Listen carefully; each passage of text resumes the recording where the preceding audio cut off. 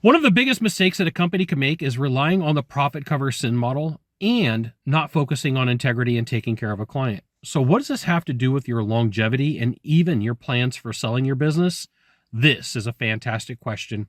I'm Scott Sylvan coming to you live for Consulting Secrets on a perfect day to talk about business, growth, opportunities, integrity, and your future, and a fantastic day to talk about you. If you never heard the term profits cover sins, it is exactly what it says. It means like, hey, we don't have to worry about making mistakes because we have profitability. And then here's what happens is that's true until there's problems in the business. And then all of a sudden everything needs to be fixed and it's a compounded issue. It's a waterfall of problems and it is the wrong way to do business. When I was a corporate sales trainer, one of the conversations that we would have on a consistent weekly basis was that of integrity. Because we knew if we consistently talked about like, hey, do the right thing for your client. Make sure that you're doing what is responsible. Don't lie, don't cheat, don't steal. Well, it fostered a type of people that would come to the business and say, hey, I want to come work here. And then the people who didn't belong, it was easy to look at them and go, that person doesn't fit in. And so I got my $12 whiteboard right here, okay? And I got the horizon, right? So like if you're looking across a plane, this is the edge of the horizon. And I've got reviews, I've got future sales, and I've got hiring. So let's just go through what happens. One of the problems that companies face when they're using the profits cover sin model is they're kind of getting away with some bad reviews. Like they're spotty. Occasionally they happen. And then, then they become more and more and more aggressive. And then what happens is the potential client or the client base that was looking and saying, I'm going to go with XYZ company, which is your company. But I'm reading these reviews and there was like 3-4 months ago, all of a sudden there was a whole bunch of bad reviews and you were once a reliable company and you're not reliable anymore.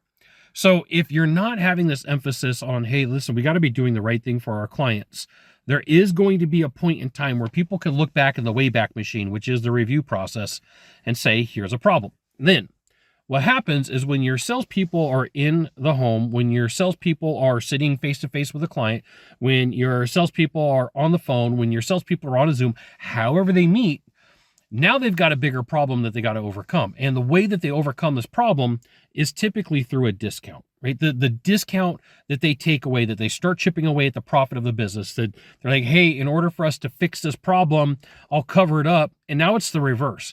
At first, profits covered sins, and now sins cost money, right? It's like somebody's got to pay at some point, okay? And then what happens is you start losing some of the capability in the beginning to attract top talent. And then over time, talent's like, why do I want to work for a place that has a laundry list of problems, a laundry list of bad reviews? Instead, the answer is to flip this and say, listen, what we're going to do is we're going to talk about integrity on a consistent basis. What we're going to do is ensure that things are getting done right. And what we're going to do is when somebody doesn't fit that mold inside of our business, inside of our practice, inside of our office, we do the responsible thing and we get them out of the office as fast as we can legally. Now, employees are going to look at it and be like, I want this person gone right now. And I understand. Sometimes there's got to be an HR investigation. Sometimes depending upon the state that you live in and the jurisdiction of how people are hired and how they're fired, that might not be the case. In some states, they're like, you screwed up. Peace out. You're gone. But it's not like that everywhere. What you're going to find is you get a better grade of employees. You have a better opportunity to work with clients when you decide, hey, listen, we're just going to do the right thing from the very beginning. And please, I hope this doesn't come across as preachy.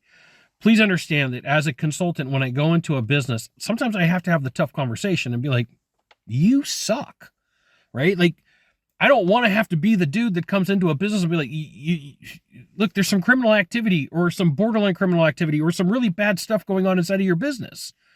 Like, nobody wants to hear that. If they didn't know, then it's like, well, wait a minute. I didn't know this was going down. Like, we got to fix this right now. And like, sometimes people are like, gray area.